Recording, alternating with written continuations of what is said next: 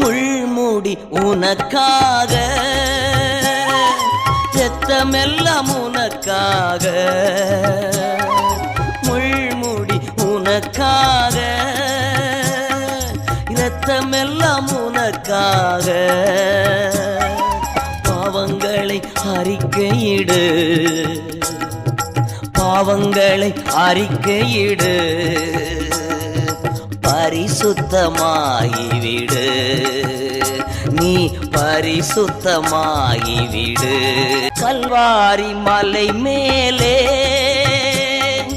காயப்பட்ட இயேசுவை பார், கல்வாரி மலை மேலே